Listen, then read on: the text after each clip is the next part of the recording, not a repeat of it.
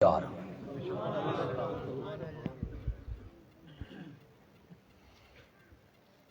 لوگوں نے آپ کو صادق مانا، امین مانا، اپنے جھگڑوں میں اور اختلافات میں ان لوگوں نے میرے نبی کو جج بھی مانا، ثالث بھی مانا۔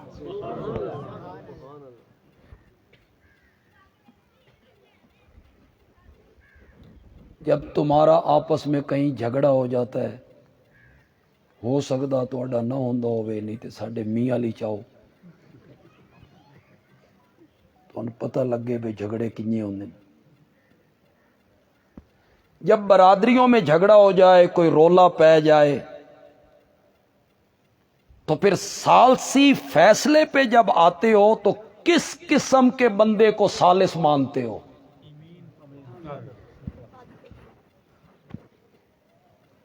عقل مند ہو، دانش مند ہو، صاحب فہم و ذکا ہو، معاملات کو سمجھتا ہو، فیصلے کرنے کی قوت رکھتا ہو۔ مکے کے لوگوں نے میرے نبی کو ثالث مان کے اس بات کا اقرار کر لیا تھا کہ مکے کی دھرتی پر تجھ سے بڑھ کے عقل مند بھی کوئی نہیں۔ یہ میں آپ کی زندگی کے کس حصے کی بات کر رہا ہوں؟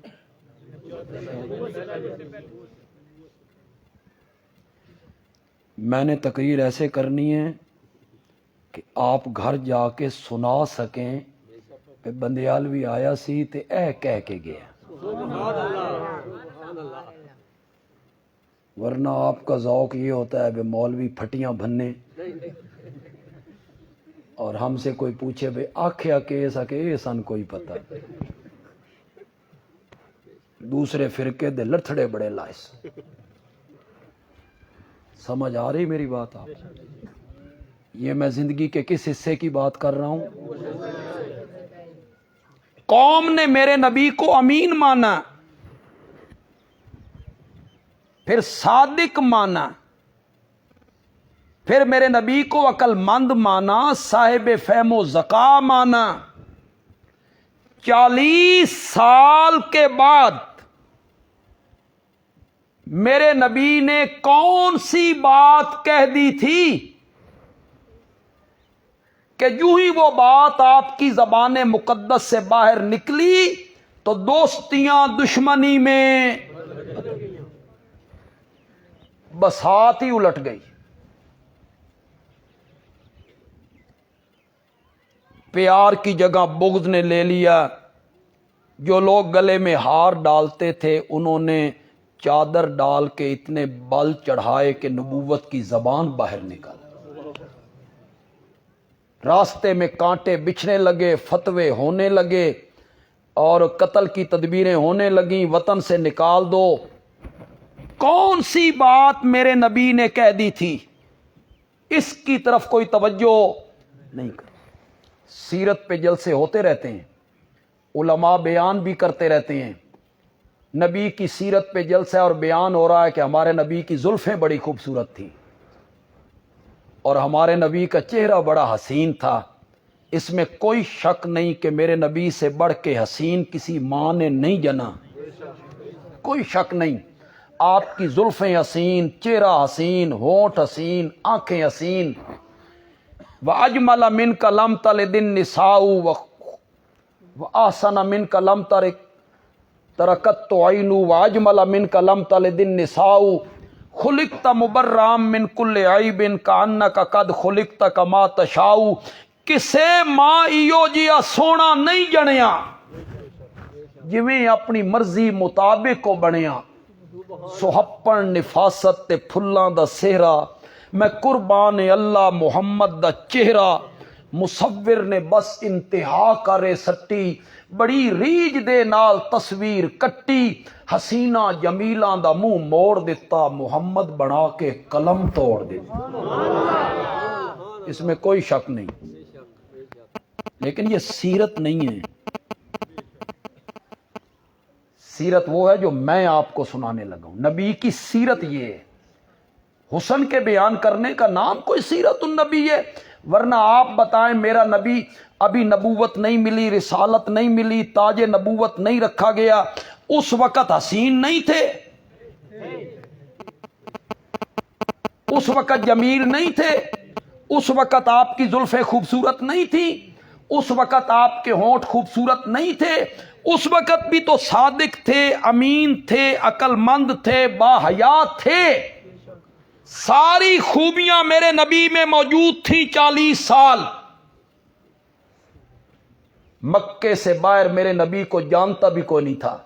نہ طائف والے، نہ جدے والے، نہ مدینے والے، نہ مصر والے کہ کوئی مکے میں محمد ہوتا ہے، عبداللہ کا بیٹا ہے. سارے اوصاف موجود ہیں، حسن بھی موجود، جمال بھی موجود، لیکن میرے نبی کو مکے سے باہر جانتا کوئی نہیں. پھر میرے نبی پہ جب قرآن اترا اور میرے نبی نے پیغام سنایا تو پھر فرش تو فرش رہ گیا، عرشاں تے بھی میرے نبی دے نا دیاں دھما پہ گئی. وہ سیرت کہاں سے شروع ہو رہی ہے؟ جب میرے نبی کے سر پہ نبوت کا، میرے نبی نے اپنا پیغام سنایا. کون سا پیغام تھا میرے نبی کا جو میرے نبی نے سنایا تو اچانک بساط الٹ گئی؟ جو لوگ کہتے تھے صادق جا رہا ہے، امین جا رہا ہے، ان لوگوں نے کہا انت کذاب. کس کو کہا؟ انت کذاب، تم جھوٹے ہو.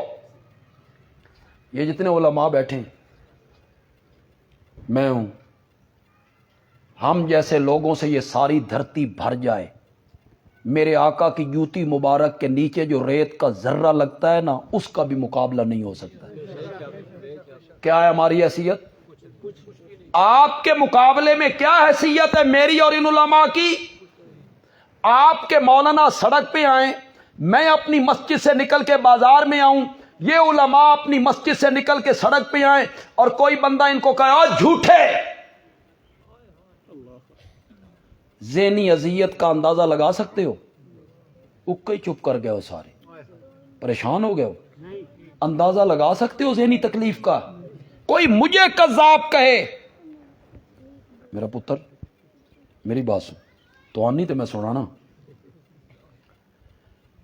تسی میرے نال تھوڑا سا بولنا تے پھر میں تھوڑا جہا تساں پیٹرول فراہم کرنا، پھر میں بھی تقریر کر لینی. جملہ ایک میرے ذہن میں آ رہا ہے اور وہ جملے میں ہی کہا کرتا ہوں، عام خطیب نہیں کہہ سکتا، نہیں کہہ سکتا.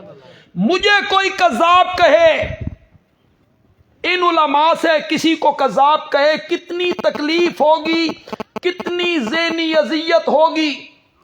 یہاں کذاب اس شخصیت کو کہا جا رہا ہے جس کا ماننے والا بھی صدیق اکبر کہلایا کرتا ہے، جس کے ماننے والوں کو قرآن کہتا ہے اولئک ھم الصادقون. اس کے ماننے والے سارے کیا ہیں؟ اور قوم نے اس کو کیا کہا؟ 1 منٹ پہلے کیا کہہ رہے تھے؟ 1 منٹ پہلے میرے نبی نے قوم کے لوگوں سے پوچھا تھا تم میں میرے بچپن کے دوست موجود ہیں، میری جوانی کے یار موجود ہیں، تے جوانی دے یاراں کولوں یاراں دیاں گلاں لکیاں ہوئیاں نہیں ہوندیاں. میں نے 40 سال کا ایک طویل عرصہ تمہارے اندر گزارا ہے. وہ لوگ بھی کھڑے ہیں جنہ دے رلے میں بکریاں چرائیاں، جن کے ساتھ میں نے شام کا سفر کیا، خلوت جلوت جن کے ساتھ میں نے گزاری. میں نے زندگی کے 40 سال تمہارے اندر گزارے ہیں. بولو میری زندگی کی سفید چادر پر کوئی داغ دکھا سکتے ہو؟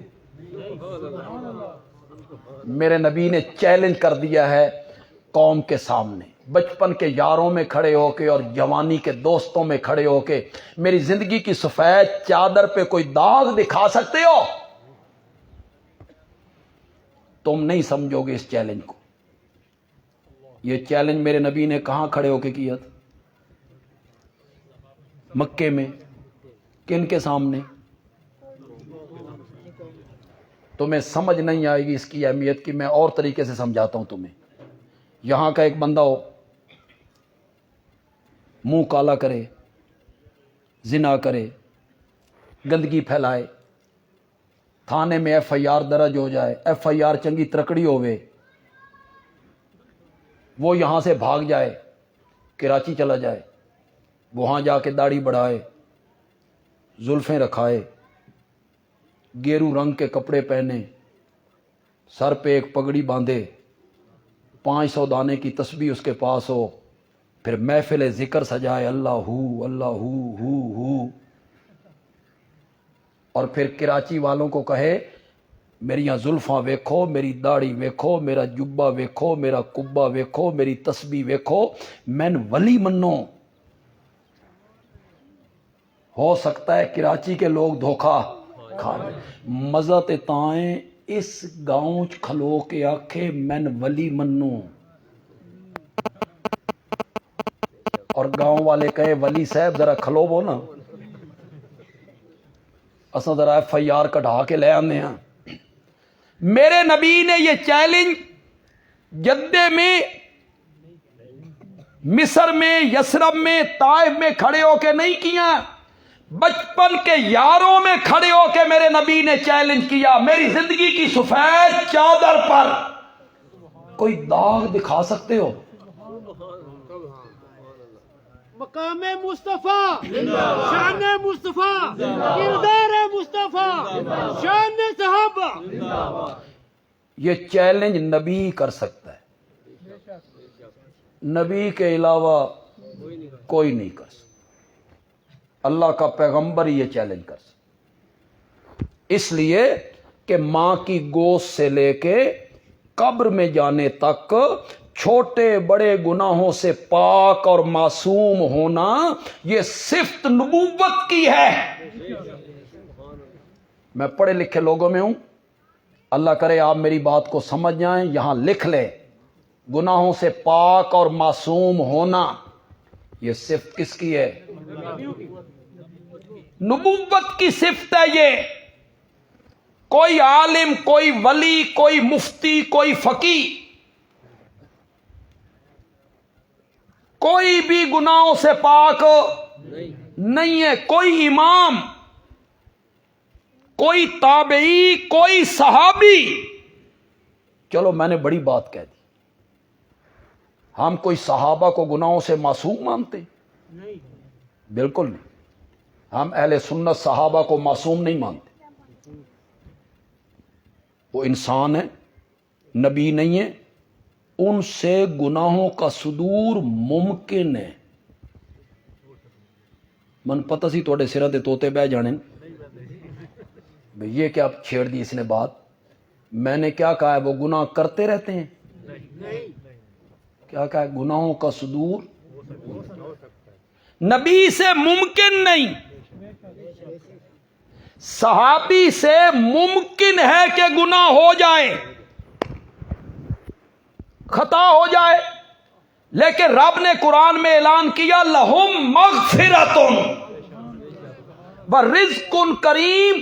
میرے پیغمبر یہ جو تیرے یار ہیں نا، یہ انسان ہیں، نبی نہیں ہیں، ان سے گناہ بھی ہو سکتی ہیں، غلطیاں بھی ہو سکتی ہیں، لیکن ہوئے جو تیرے یار، اس لیے یہ غلطیاں اور گناہ بعد میں کرتے رہیں گے. میں نے معافی کا اعلان پہلے کر دیا ہے.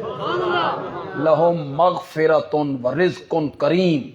ان کو ہم نے کیا کر دیا ہے؟ معصوم ہونا یہ صفت نبوت کی ہے. اسی لیے میرے نبی نے چیلنج کیا، میری زندگی کی سفید چادر پر کوئی داغ دکھا سکتے ہو؟ یہ چیلنج کون کر سکتا ہے؟ صرف نبی کر سکتا. کیوں؟ اس کی پشت پر رب کا دستے شفقت ہوتا ہے. اس کی تربیت کس کی نگرانی میں ہو رہی ہوتی ہے؟ اللہ کی نگرانی میں ہو رہی ہوتی ہے اس کی تربیت. اللہ اس کو گناہوں سے بچا رہا ہوتا ہے. میرے نبی نے یہ چیلنج کیا اور قوم کے لوگوں نے کہا جربنا لکا مرارا ما رائینا فیکا الا صدقا، آمنہ کے جائے ہم نے بارہا تیرا تجربہ کیا، ہم نے تجھے ہمیشہ سچا ہی پایا۔ اگلی بات ذرا سنو، میں جب یہ بیان کرتا ہوں یہ بات تو مجھے خود نا بڑی پریشانی ہوتی ہے، بھئی یا اللہ انج بھی کدی ہویا، ایسے بھی کبھی ہوا؟ ذرا آپ سن کے فیصلہ کریں بھی ایسے بھی کبھی ہوا؟ سنیے ذرا، میرے نبی پہاڑی کے اوپر کھڑے تھے، قوم دامن میں تھی، آپ نے فرمایا میں اوپر کھڑا ہوں تم دامن میں ہو، جو کچھ پیچھے میں دیکھ رہا ہوں وہ تمہیں نظر نہیں ہے۔ اگر میں کہوں کہ پچھلی جانب سے ایک فوج آ رہی ہے، ایک لشکر تم پہ حملہ کرنا چاہتا ہے، میری بات مانو گے؟ جو قوم کے سیانے لوگ تھے، بڑے لوگ تھے، چودھری سردار، انہوں نے سوچا بھئی ہماری مخالفت کسی قبیلے سے نہیں، کسی ملک سے نہیں، یہ فوجاں لے کے کون آ گئی؟ تو وہ اوپر چڑھ گئے، میرے نبی کے ساتھ جا کے کھڑے ہو، کہاں ہے فوج؟ فرمایا تمہیں نظر نہیں آ رہی؟ انہوں نے کہا ہمیں ایک فوجی بھی نظر نہیں آ رہا، ایک لشکری بھی نظر نہیں آ رہا، اور آپ کہتے ہیں فوج آ رہی ہے؟ فرمایا آنکھوں سے دیکھ چکے ہو، کوئی لشکری نہیں، کوئی فوجی نہیں، کوئی فوج نہیں، اب میں کہتا ہوں کہ فوج آ رہی ہے، مانو گے میری بات؟ ساری قوم بیک زبان ہو کے کہتی ہے تیری 40 سالہ زندگی کی صداقت اور دیانت اور امانت اور شرافت اس بات کے کہنے پر مجبور کرتی ہے، ہماری آنکھیں دھوکہ کھا سکتی ہیں، محمد کی زبان جھوٹ نہیں بول سکتی۔ صلی اللہ ہو، حد ہو گیا، اعتماد کی حد ہو گئی۔ ایک منٹ پہلے کیا کہہ رہے تھے؟ ہماری آنکھیں دھوکہ کھا سکتی، تیری زبان جھوٹ ہو نہیں بول سکتی۔ پھر میرے نبی نے جب پیغام سنایا، میں اللہ کا رسول ہوں، میرا یہ پیغام ہے، میں بھی اس پیغام کا ذکر کروں گا، یہ میرا پیغام ہے، تو پھر فتوے لگنے لگے، بد دعائیں دی جانے لگیں، تبا لک سائر الیوم الہذا جماعتنا، سکا چچا ہے، میرے نبی کا پڑوسی ہے، پتھر بھی مار رہا ہے، بد دعائیں بھی دے رہا ہے، تبا لک سائر الیوم، تیرا سارا دن برباد ہو جائے، اس لیے بلایا تھا، اس لیے جمع کیا تھا۔ میرے نبی پریشان کھڑے ہیں، یہ میرے ساتھ کیا ہو گیا؟ مجھے تو یہ صادق کہتے تھے، امین کہتے تھے، یہ میرا چچا ہے، پھر میرا پڑوسی ہے، اس نے میری پیدائش پہ لونڈی آزاد کر کے میرا میلاد منایا ہے، اس نے میرا میلاد منایا تھا لونڈی آزاد کر کے، آج یہ پتھروں کی بارش کر رہا ہے، پھر بددعائیں دے رہا ہے۔ میرے نبی پریشان ہوئے، اللہ نے فرمایا میرا سونا تو جواب نہیں دینا، آپ نے جواب نہیں دینا، تیرے اور میرے درمیان یہ معاہدہ ہو گیا ہے، فرش پہ تو نے میرا گلہ برداشت نہیں کرنا اور عرش پہ میں نے تیرا گلہ برداشت نہیں، اس کو جواب میں نے دینا ہے۔ پھر رب نے جواب دیا تبت یدا ابی لہب، ایک آواز آ رہی کذاب ہے، ایک اور آواز آئی انت مجنون، کس کو کہا جا رہا ہے؟ کوئی مجھے سڑک پہ چلتے ہوئے مجنون کہے، پاگل کہے، مجھے کتنی ذہنی تکلیف ہوگی، میرے آقا کو کتنی ذہنی اذیت دی جا رہی، مجنون ہے، انت مجنون۔ رب نے صفائی دی، نون والقلم وما یسطرون وما انت بنعمت ربک بمجنون، میرے پیغمبر مجھے قلم کی قسم ہے اور جو کچھ وہ قلم سے لکھتے ہیں مجھے اس کی قسم ہے، میں 2 قسمیں اٹھا کے تجھے یقین دلاتا ہوں تو مجنون نہیں ہے۔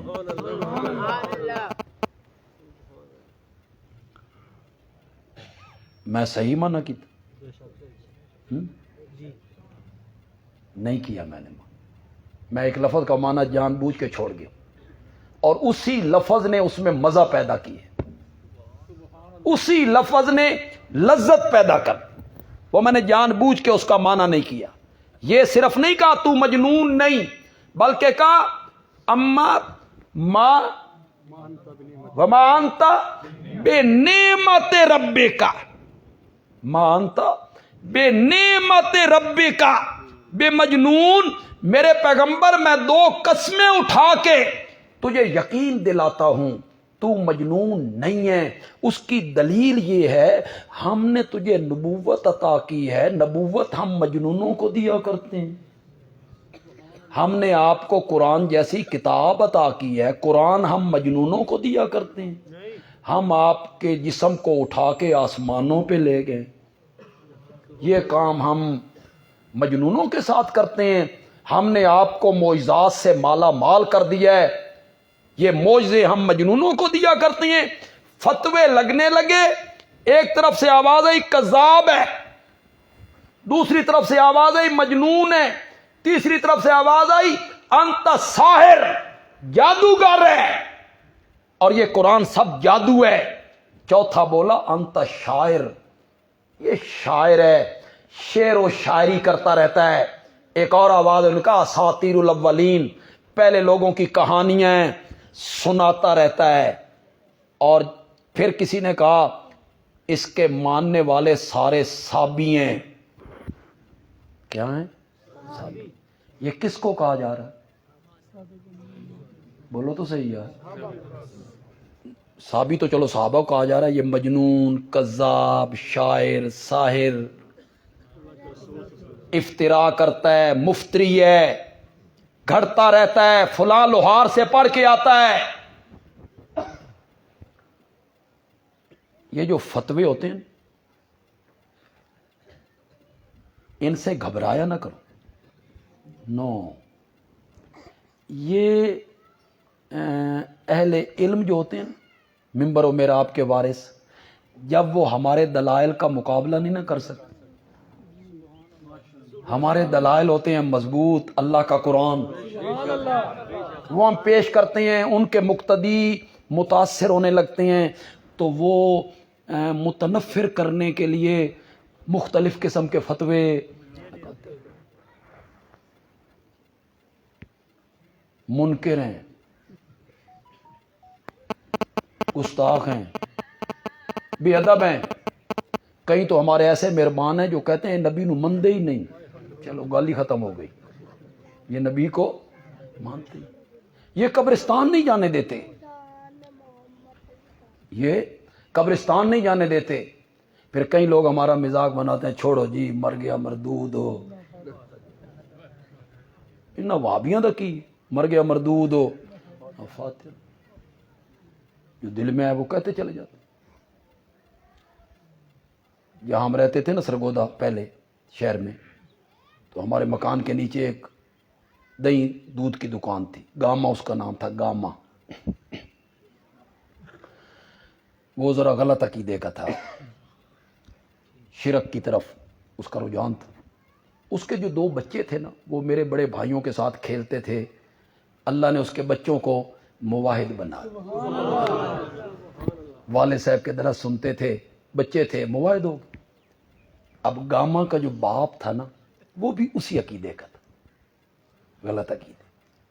ایک دن گاما کا باپ گاما کو کہتا ہے، گاما پتر میں مر گیا نا تے میں یقین ہے بھئی تو میرا فاتحہ درود ہو کرے گا تے اپنا آپ ہی کیتی جائیں، اپنا آپ ہی کیتی جائیں، انہاں تیرے پتراں۔ یہ جو سارے فتوے ہوتے ہیں نا، پھپتیاں، فتوے، الزام، قبرستان نہیں جانے دیتے، معراج کے قائل نہیں ہیں، شفاعت کے قائل نہیں ہیں، یہ سب لوگوں کو متنفر کرنے کی کوشش ہے تاکہ لوگ ان کے قریب نہ آئیں، لوگ ان کی بات نہ سنیں۔ کبھی کبھی کہیں گے یہ نبی کی شان کو گھٹاتے ہیں، یہ نبی کی شان کو کم کرتے ہیں۔ لوگ بھی بیچارے نہ مولانا اسلم صاحب سے آ کے پوچھتے ہیں بے تسی نبی دی شان گھٹاندے ہو، وہ کہتے ہیں جی آپ نبی کی شان کو۔ لوگ ہمیں خط لکھ کے بھی نہیں پوچھتے، اب خط کی بھی ضرورت نہیں ہے، موبائل ہر بندے کے پاس ہے، ہم سے پوچھو تو صحیح نا، ہم تمہیں بتائیں کہ ہاں گھٹاتے ہیں، تم ہم سے پوچھو تو صحیح، ہم تمہیں بتائیں کہ ہاں ہم شان گھٹاتے ہیں، لیکن گھٹاتے ہیں رحمان سے اور بڑھاتے ہیں سارے جہان سے۔ اللہ سے گھٹاتے ہیں، اللہ والی صفتیں نبی میں ماننے کے لیے ہم تیار نہیں۔ یہ یوں ہی الزام لگتے ہیں، فتوے لگائے جاتے ہیں، یہ نبی کو نہیں مان۔ کیوں بھائی جتنے لوگ یہاں بیٹھے ہو تم حضرت عیسیٰ کو نہیں مانتے ہو؟ بولو مانتے ہو؟ کیا مانتے ہو؟ عبداللہ وہ کیا تھے؟ انہوں نے ماں کی گود میں کہا تھا انی عبداللہ، میں کون ہوں؟ مانتے ہو نہیں مانتے ہو؟ پھر رسول اللہ نہیں مانتے ہو؟ بولو تو صحیح یار، ماں کی گود میں بولے مانتے ہو نہیں مانتے؟ بغیر باپ کے پیدا ہوئے مانتے ہو نہیں مانتے ہو؟ انہیں معجزے ملے، انہیں انجیل ملی، نہیں مانتے ہو؟ مانتے ہو؟ عیسائی کہتے ہیں تم مسلمان حضرت عیسیٰ کو نہیں مانتے ہو، کرو مطمئن، عیسائیوں نے کرو مطمئن۔ عیسائی کہتے ہیں تم مسلمان حضرت عیسیٰ کے گستاخ ہو، بے ادب ہو، نہیں مانتے ہو۔ ہم نے عیسائیوں سے کہا عبداللہ مانتے ہیں، پھر رسول اللہ مانتے ہیں، پھر صاحب کتاب مانتے ہیں، پھر صاحب معجزات مانتے ہیں، ماں کی گود میں بولے، بغیر باپ کے پیدا ہوئے، سب مانتے ہیں۔ عیسائی کہتے ہیں اے مننا نہیں، اللہ دا پتر منو۔ پھر وہ صحیح کہتے ہیں؟ بولو صحیح کہتے ہیں؟ وہ کہنے سے کیا ہوتا ہے؟ عیسائی کہتے رہتے ہیں کہ حضرت عیسیٰ کو نہیں مانتے، کہتے رہے، ہم حضرت عیسیٰ کو مانتے ہی ہم ہیں۔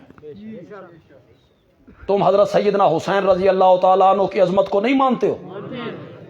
کون سنی ہے جو حضرت سیدنا حسین رضی اللہ تعالیٰ عنہ کی عظمت کا قائل نہیں مانتے ہیں آپ؟ وہ پیدا ہوئے تو گھٹی میرے نبی نے لگائی، ان کے کان میں اذان میرے نبی نے کہی، ان کا نام میرے نبی نے رکھا۔ حضرت علی نے پتہ ہے کیا نام رکھا تھا؟ حرب۔ حرب کا معنی ہوتا ہے جنگ، لڑائی۔ بندے کا جس طرح مزاج ہو نا، اس مزاج کے مطابق وہ نام رکھتا ہے۔ حضرت علی جنگجو ہے نا، میدان کا شاہ سوار ہے نا، تلوار چلانے کا دھنی ہے نا، بہادر اور شجاع ہے نا، ساری زندگی جہاد میں گزر گئی۔ انہوں نے اپنے بیٹے کا نام کیا رکھا؟ حرب، لڑائی، جنگ۔ میرے آقا نے فرمایا حرب نہیں حسین، نام میرے نبی نے رکھا۔ ایک روایت آپ کو سناؤں، سنیے گا، اور ہماری جو حضرت حسین رضی اللہ تعالیٰ عنہ سے عقیدت ہے اس کی گواہی دیجیے۔ پہلی غذا دنیا کی جو حضرت سیدنا حسین رضی اللہ تعالیٰ عنہ کے پیٹ میں پہنچی وہ میرے نبی کا لعاب مبارک تھا۔ میرے نبی نے ان کے منہ میں اپنا لعاب ڈالا، یہ پہلی غذا تھی۔ کیوں بھئی یہ لعاب کوئی معمولی چیز ہے؟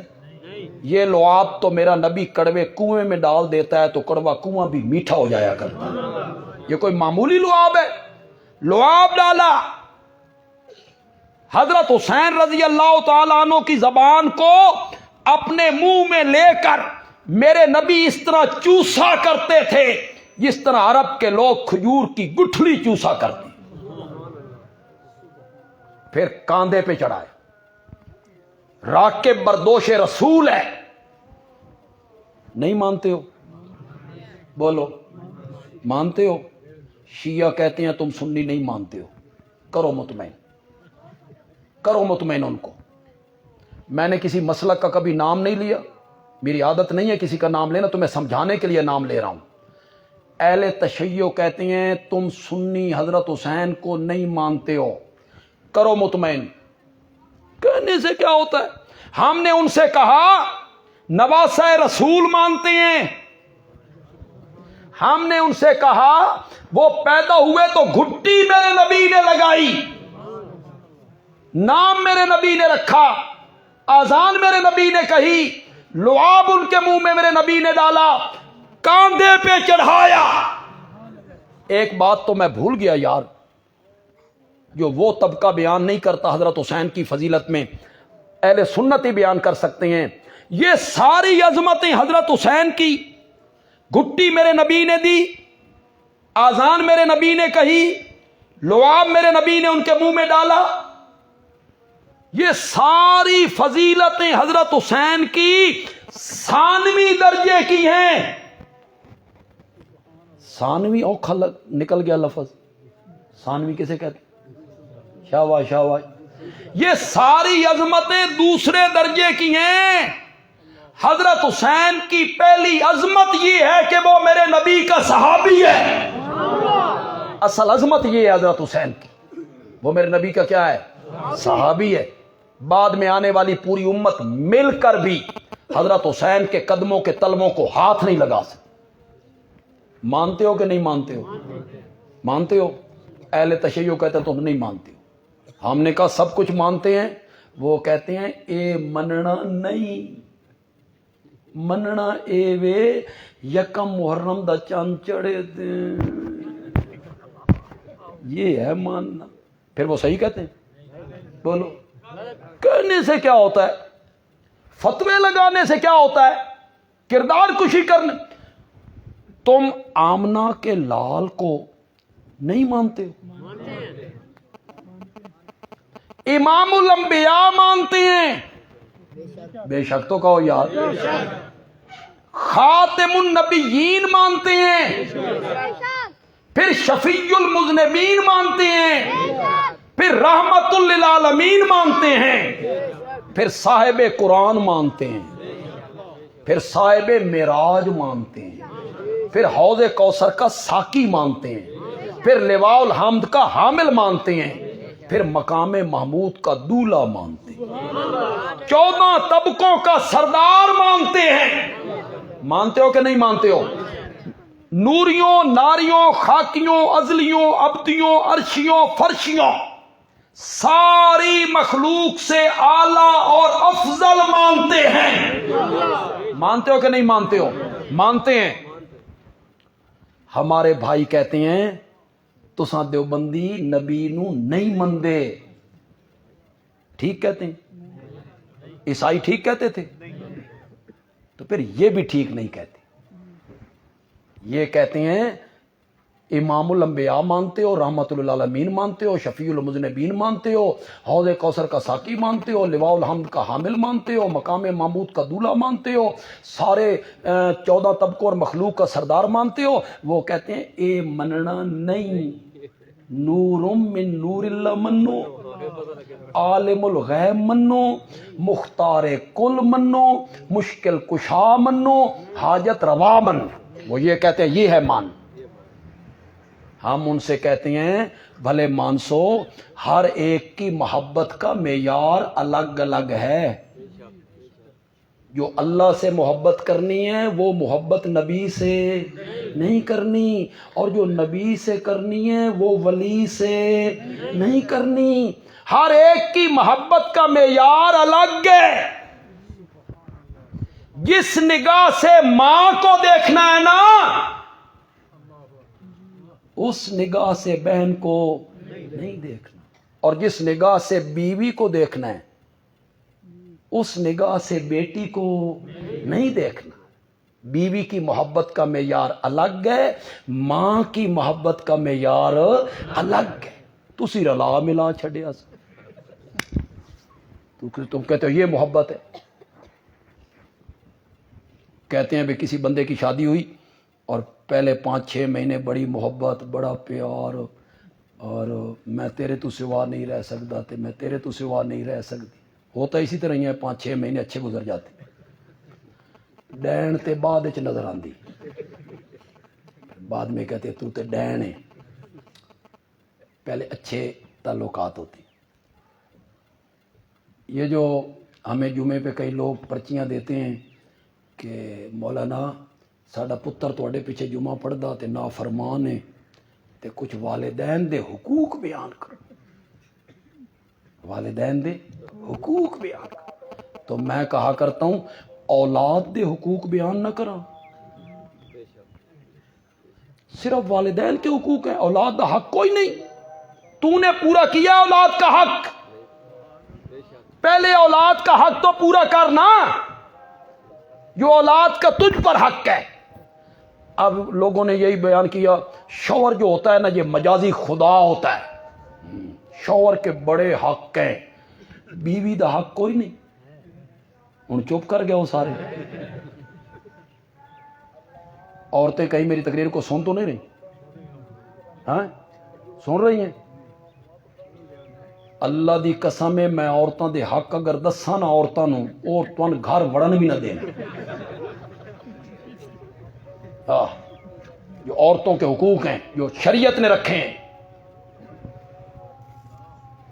سارا دن تیرے بچوں کے کپڑے دھوتی ہے،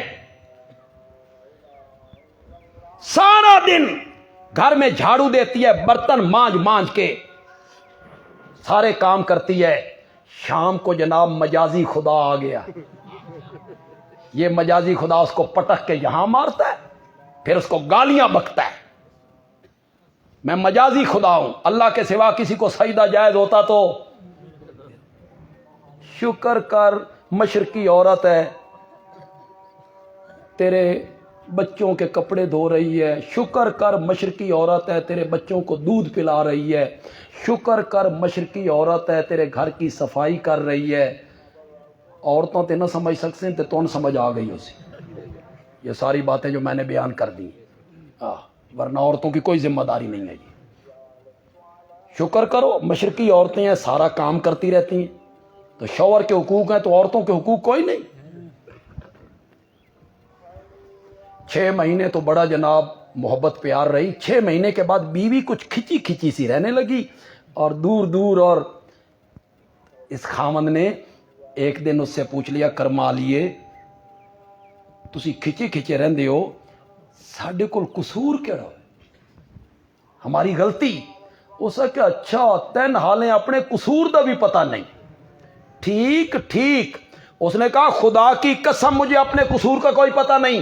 اس نے کہا دیکھ دکان بند کر کے آتا ہے، سیدھا ماں کے کمرے میں جاتا ہے، ماں کے قدم پکڑ کے کہتا ہے اماں کی حال ہے، ہر روز اس کو اماں کہتا ہے، تیری زبان سڑ دی ہے کسی دیاڑے میں نے بھی اماں آنکھ، ایک دن تو مجھے بھی اماں کہنا۔ اس آکھیا او پاگل یہ تین اماں آکھاں،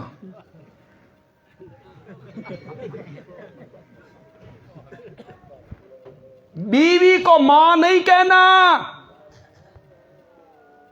جو محبت بیوی سے کرنی ہے وہ ماں سے نہیں کرنی، جو ماں سے کرنی ہے وہ بہن سے نہیں کرنی، بیٹی کو بیٹی سمجھنا ہے۔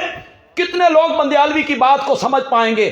بیٹی کو بیٹی سمجھنا ہے، بیوی کو بیوی سمجھنا ہے، ماں کو ماں سمجھنا ہے، ولی کو ولی سمجھنا ہے، نبی کو نبی سمجھنا ہے، اور رب کو رب سمجھنا ہے۔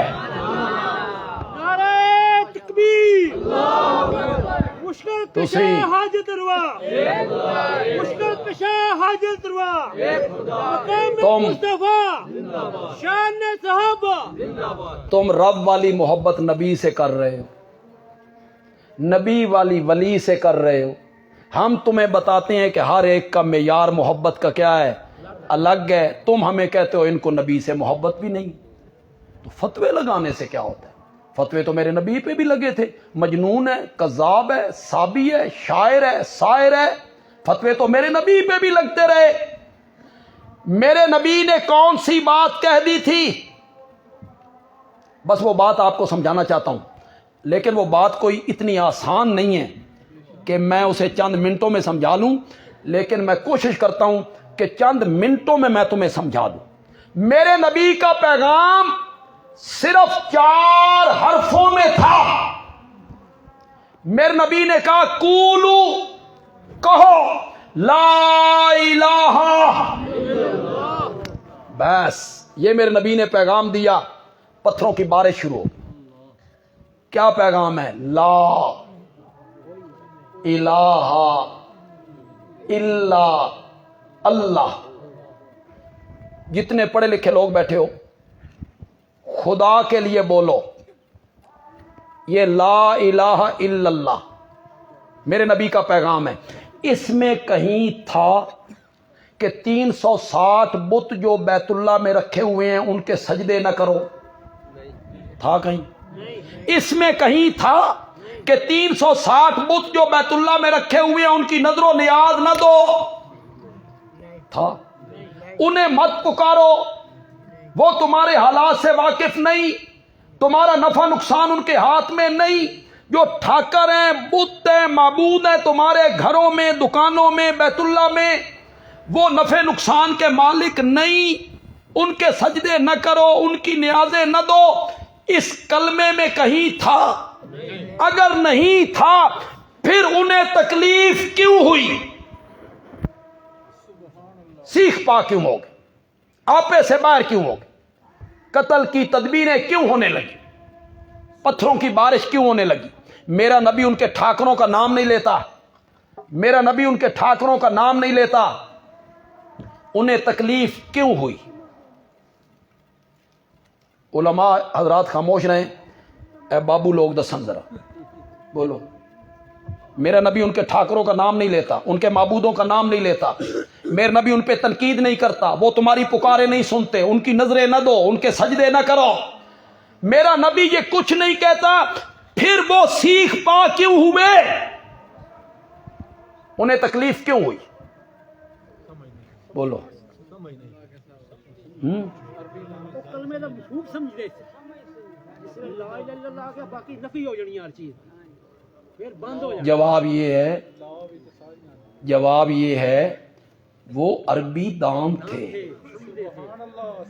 عربی ان کی مادری زبان تھی. وہ الہ کا مفہوم سمجھتے تھے، وہ سمجھتے تھے. الہ کون ہوتا ہے؟ الہ کی صفتیں کیا ہوتی ہیں؟ انہوں نے دیکھا آگے الہ ہے، پیچھے لا ہے. آگے اللہ سے بچا تو صرف کون بچا؟ اللہ بچا. ان کو سمجھ آ گئی اس کلمے دا مطلب اے وے جڑے 360 بیت اللہ چ رکھے ہوئے نا انہاں دے پلے. ان کو سمجھ آ گئی. وہ الہ کا میں نہ جانتے تھے. میری زبان ہے اردو، میری زبان ہے پنجابی، آپ کی زبان ہے پنجابی مادری زبان. آپ لا الہ الا اللہ بھی پڑھتے رہتے ہیں اور قبروں پہ آپ سجدے بھی کرتے رہتے ہیں. آپ کہتے ہیں ہنسی کو انہوں نے الہ منے. الہ تو ہم اللہ کو مانتے ہیں. آپ لا الہ الا اللہ بھی پڑھتے رہتے ہیں، اللہ کے سوا اوروں کے نام کی نظریں، نیازیں، منتیں، چڑھاوے بھی چڑھاتے رہتے ہیں. آپ لا الہ الا اللہ بھی پڑھتے رہتے ہیں. اللہ کے سوا مصائب میں اوروں کو آپ پکارتے بھی رہتے ہیں. اس کی وجہ یہ ہے کہ آپ کو الہ کے مفہوم کا پتہ نہیں. میں نے سرگودا میں سن 1998 میں 40 درسوں میں الہ کا مفہوم بیان کیا. ان میں کئی درس 1.5 گھنٹے کے، وہ آڈیو ہے. اے مصیبت اس ویلے نہیں سی آئی، وہ آڈیو ہے، وہ محفوظ ہیں. 50 گھنٹوں میں نے الہ کا مفہوم بیان کیا. وہ جو 50 گھنٹوں میں نے الہ کا مفہوم بیان کیا ہے نا، وہ میں 5 منٹوں میں آپ کو سمجھانا چاہتا ہوں. انشاءاللہ آپ کو سمجھ آ جائے گی انشاءاللہ. آپ توجہ کریں گے تو آپ کو الہ کا مفہوم معنی سمجھ آ جائے. اور جو میں مفہوم بیان کر رہا ہوں نا، مجھ تک آتے ہوئے ویزا آپ کو نہیں لینا پڑتا، آپ مجھے مل سکتے ہیں. میرا نمبر آپ مولانا سے لے لیں، اس پر آپ مجھ سے گفتگو کر سکتے ہیں. سرگودا آپ آ سکتے ہیں. اور اگر آپ کو یہاں موقع نہ ملے تو کل قیامت کے دن بھی جواب دہی کے لیے میں تیار ہوں. وہاں میرا گریبان پکڑ لینا، اللہ کے سامنے کہنا یا اللہ اس نے الہ کا یہ معنی کیا تھا، اس کو پوچھ بھی دلیل کے، تو میں دلیلیں پیش کر دوں. ایک نہیں 20 دلیلیں، اور ساری دلیلیں رب کے قرآن سے. الہ کا مفہوم کیا جو میں سمجھا رہا ہوں، یہ باتیں میں نے اس لیے کی ہیں، کوئی اس میں تکبر نہیں ہے، اس لیے کی ہیں کہ آپ اللہ کرے آپ غور سے میری بات کو سنیں اور آپ سمجھنے کی کوشش کریں. 2 صفتیں صرف الہ میں پائی جاتی ہیں. بولو، 2 صفتیں صرف کس میں پائی جاتی ہیں؟ جس میں یہ 2 صفتیں مان لی جائیں گی اس کو الہ مان لیا، چاہے زبان سے کہے یا کوئی ضروری نہیں کہ وہ زبان سے اس کو الہ کہے. کیوں علماء کرام وہ قرآن میں آیت نہیں ہے اتخذوا احبارہم ورہبانہم اربابا من دون اللہ، عیسائیوں نے اپنے مولویوں اور پیروں کو اللہ کے سوا رب بنا لیا. حاتم تائی کا بیٹا عدی عیسائی تھا، مسلمان ہو گیا. یہ آیت اس نے پڑھی، اس کے پاؤں تلے سے زمین نکل گئی. وہ میرے آقا کے پاس آیا، اس نے کہا یا رسول اللہ یہ قرآن کیا کہتا ہے کہ عیسائیوں نے اپنے مولویوں اور پیروں کو رب سمجھ لیا؟ میں عیسائی مذہب چھوڑ کے آیا ہوں، ہم نے تو اپنے مولویوں اور پیروں کو کبھی رب نہیں کہا، ہم نے تو انہیں کبھی رب نہیں کہا، پھر یہ قرآن کیا کہہ رہا ہے؟ میرے آقا نے فرمایا عدی یہ بتا، جس چیز کو تمہارے مولوی اور پیر حلال کہہ دیتے تھے بغیر دلیل کے حلال مان لیتے تھے؟ کہ جی بالکل. اور جس چیز کو تمہارے مولوی اور پیر حرام کہہ دیتے تھے بغیر دلیل کے تم حرام مان لیتے تھے؟ عدی نے کہا جی بالکل. میرے آقا نے فرمایا یہی معنی ہے رب بنانے کا. رب تو وہ بھی نہیں کہتے تھے، زبان سے تو وہ بھی نہیں کہتے تھے، لیکن رب والی صفتیں مانتے تھے. 2 صفتیں صرف الہ کی ہیں. پھر پکا لو یار، 2 صفتیں صرف الہ میں پائی جاتی ہیں. جس میں یہ 2 صفتیں مان لی اس کو کیا مان لیا؟ الہ مان لیا. پہلی صفت یہ کہ جس کے لیے میں یہ تعظیم کر رہا ہوں، کیا؟ حجر اسود کو چومنا، احرام باندھنا، نظر نیاز دینا، پکارنا. جس ہستی کے لیے یہ تعظیم کر رہا ہوں اسے تسلط غیبی حاصل ہے.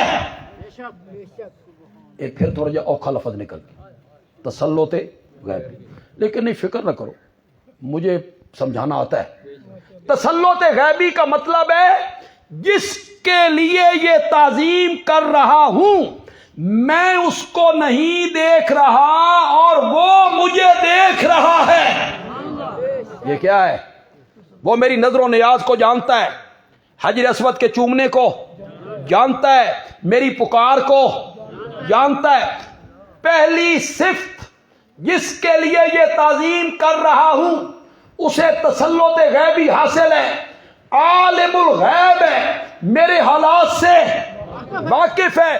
اور دوسری صفت جس کے لیے یہ تعظیم کر رہا ہوں وہ مختار کل ہے، متصرف ہے، قادر ہے، نفع نقصان میرا اس کے ہاتھ میں ہے. یہ 2 صفتیں ذہن میں رکھ کر آپ جو بھی تعظیم کرتے چلے جائیں گے یہ 2 عقیدے اس تعظیم کو عبادت بنا دیں.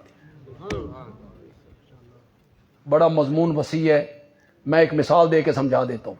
کیوں بھائی نماز میں ہاتھ باندھنا کیا ہے؟ عبادت. آپ گھر جائیں، آپ کی والدہ صاحبہ بیٹھی ہوں، آپ والدہ کے سامنے یوں کھڑے ہو جائیں، عبادت بنے گا؟ کیوں نہیں بنے گا؟ ہمیں بھی تو سمجھاؤ نا. آپ نے ماں کے سامنے ہاتھ باندھ دیے، مرشد کے سامنے باندھ دیے، والد کے سامنے آپ کھڑے ہو گئے، وہ ہاتھ باندھنا عبادت نہیں بنا۔ معلوم ہوتا ہے نرا ہاتھ باندھنا عبادت نہیں، اس کے پیچھے ایک عقیدہ ہے جو ہاتھ باندھنے کو کیا بناتا ہے؟ عبادت۔ عقیدہ کیا ہے؟ جس ہستی کے سامنے ہاتھ باندھ کے کھڑا ہوں میں اس کو نہیں دیکھ رہا اور وہ مجھے دیکھ رہا ہے۔ اس عقیدے نے ہاتھ باندھنے کو کیا بنا دیا؟ عبادت۔ ورنہ میرا ہاتھ باندھنا، ابھی آپ جائیں یہاں سے رخصت ہوں گے، یہاں سے ہاتھ باندھ کے گھر تک چلے جائیں، عبادت بنے گا؟ نہیں بنے گا۔ آپ بچے کو چومتے ہیں، یہ چومنا عبادت ہے؟ حجر اسود کو چومنا، پھر نرا چومنا تو عبادت نہیں۔ آپ نے حجر اسود کو چوما، نرا چومنا عبادت ہے۔ بچے کو آپ چومتے ہیں تو وہ عبادت نہیں ہوتا، حجر اسود کو آپ چومتے ہیں تو وہ عبادت ہو جاتا ہے۔ حجر اسود کو چومنے کو عبادت بنایا اس نظریے نے کہ میں اس پتھر کو چوم رہا ہوں رب کی رضا کے لیے، اور میرے اس چومنے سے وہ واقف ہے، کیا ہے؟ باخبر ہے، مجھے دیکھ رہا ہے۔ اس عقیدے نے چومنے کو کیا بنا دیا؟ دو نظریے، صرف دو صفتیں صرف الہ میں پائی جاتی ہیں، بولو کون سی؟ عالم الغیب ہونا، مختار کل ہونا۔ جس میں یہ دو صفتیں مان لی جائیں اسے کیا مان لیا؟ الہ مان لیا، الہ مان لیا۔ اور کلمے میں کیا کہا تھا؟ لا الہ الا اللہ۔ آپ میں جو سمجھدار لوگ گھروں کو چلے جائیں، سورت آل عمران کا پہلا رکوع اٹھائیں۔ میرے پاس وقت نہیں ہے کہ میں وہ ساری دلیل آپ کے سامنے رکھوں۔ سورت آل عمران کا پہلا رکوع اٹھائیں۔ اس سے آپ مطمئن نہیں ہوتے، سورت طٰہٰ کا پہلا رکوع اٹھائیں۔ اللہ نے انہی دو صفتوں کو ذکر کر کے اپنی الوہیت کو بیان کی۔ پہلے دونوں صفتیں ذکر کی، پھر اپنی الوہیت کو بیان کی۔ آل عمران کا پہلا رکوع، سورت طٰہٰ کا پہلا رکوع۔ اور اگر پھر بھی آپ کو سمجھ نہ آئے تو 19ویں پارے میں چلے جائیں، سورت کا نام سورت نمل ہے۔ ہدہد کی وہ تقریر پڑھیں جو اس نے سلیمان کے دربار میں کی تھی۔ ہدہد نے انہی دو صفتوں کا ذکر کر کے آخر میں کہا تھا اگر یہ دو صفتیں اللہ کی ہیں تو پھر اللہ کے سوا الہ کوئی نہیں۔ پھر الہ بھی صرف اور صرف کون ہے؟ اللہ ہے۔ سورت انعام کا پہلا رکوع آپ پڑھ لیں، سورت قصص آپ پڑھ لیں، ربو کا یخلق ما یشاء و یختار ما کان لہم الخیارہ، 20 آیتیں آپ کو مل جائیں گی۔ رب نے قرآن میں انہی دو صفتوں کو ذکر کیا۔ چلیے میں آسانی کے لیے ایک ایسی آیت پڑھ دیتا ہوں جو آپ سب کو یاد ہے، آیت الکرسی۔ شروع کہاں سے کی؟ اللہ لا الہ الا ہو، یہاں سے شروع کی۔ میرے سوا کوئی الہ نہیں،